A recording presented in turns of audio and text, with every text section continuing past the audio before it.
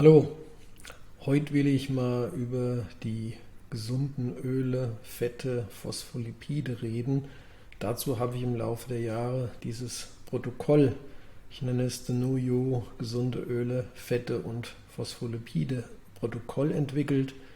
Dafür habe ich mir viele Anregungen geholt von Experten und Leuten, die in dem Bereich auch sehr tief drin sind, und in der Regel sieht man dann mit der Zeit auch basierend auf den Ergebnissen, wenn man Messungen durchführt zu Fettsäuregehalt im Körper, was da gebraucht wird, wie man das dann am geschicktesten macht und welche Produkte da auch funktionieren. Und das habe ich hier drin zusammengestellt. Da wollte ich mal ein bisschen was erzählen dazu, wie man das machen kann.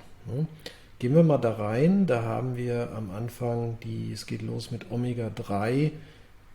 Das sollte als keine Überraschung gelten, dass Omega-3-Öle wichtig sind. Da muss ich hier gar nicht groß drüber reden.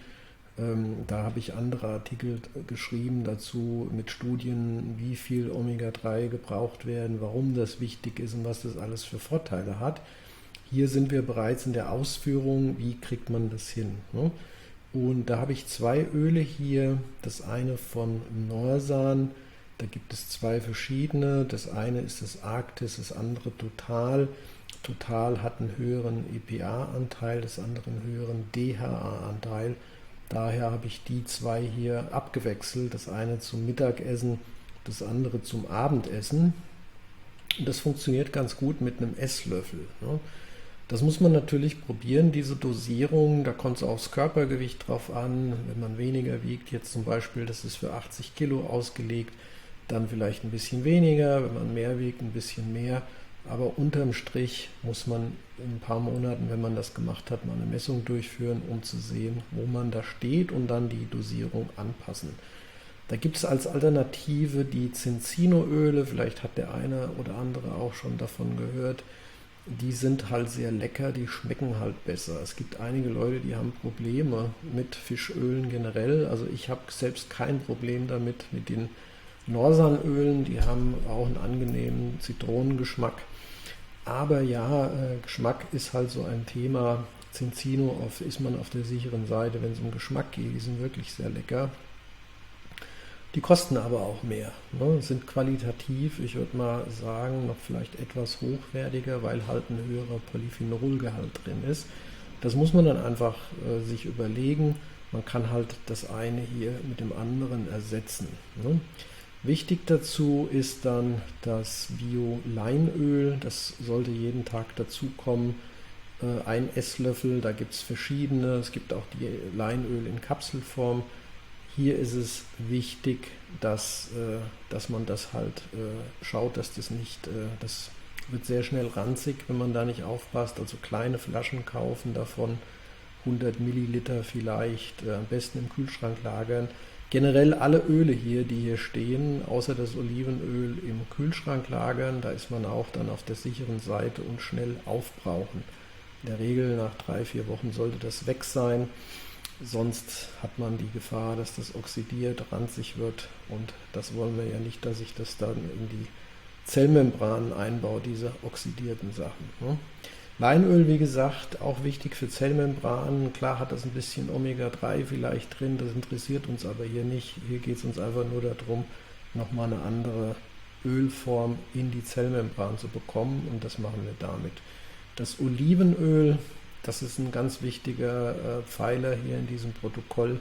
Davon braucht man auch richtig hohe Dosierungen. Man liest ab und zu in den Studien 30 bis 50 Gramm pro Tag. Ich mache das so, mit einem Teelöffel pro Mahlzeit kommt man da gut hin, und dann läuft das. Da ist da eine gute Menge auch an Omega-6 drin, nicht zu viel, aber auch die Ölsäure, Omega-9, hat man damit abgedeckt. Das Bio-Kümmelöl hat auch sehr schöne Eigenschaften. Das ist sowas, gerade für den Darm tut das gut. Ich sehe es eher als optional an. Das heißt, das könnte man machen, muss man nicht, wenn man Lust hat.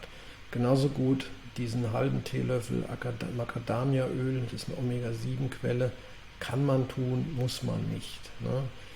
Dieses Nordcode Organic Pure MCT Öl, das ist in der Regel, da gibt es verschiedene, das hier ist eine Mischung von C8, C10 Ölen. Es gibt auch pures C8 Öl, das hat noch ein bisschen mehr Energie. Das tut man gerne in den Bulletproof Kaffee. Hier geht es aber mehr um Energie. Hier geht es jetzt weniger um Zellmembranen, aber Energie braucht man ja auch. Und wenn man das morgens zu sich nimmt, ist das auch ganz hilfreich. Dann haben wir die Bio-Weidebutter, ein Esslöffel davon. Man kann auch Organic Ghee nehmen, also Bio. Die kann man dann in den Kaffee tun, Bulletproof Kaffee oder in den Tee.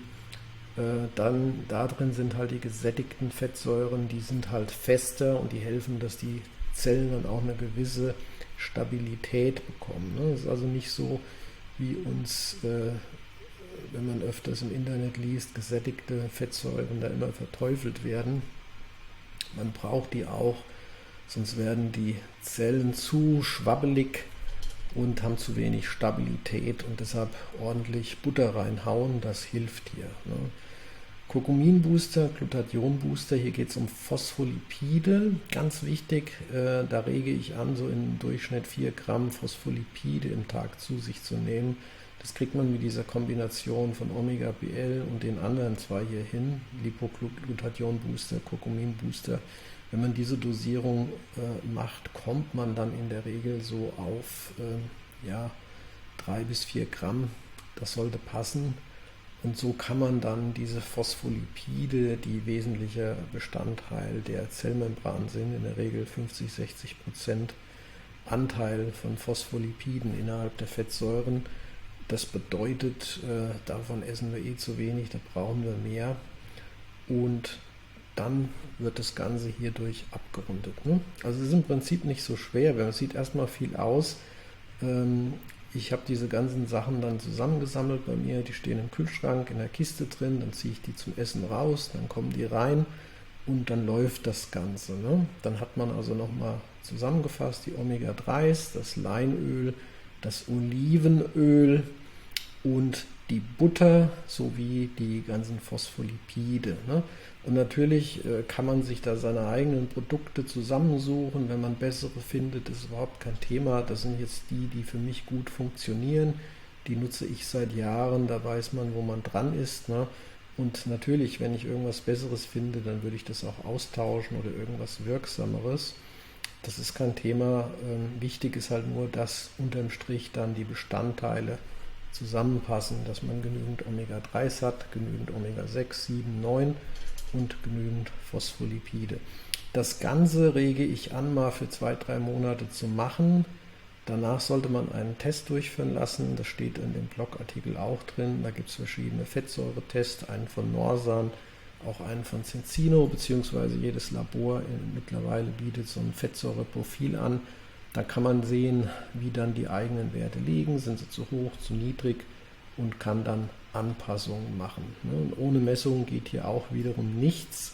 Sicherlich kann man anfangen, am Anfang, wenn man das noch nie gemacht hat, und erstmal loslegen, dann ist es unwahrscheinlich, dass man da zu viel überdosiert mit diesen Mengen.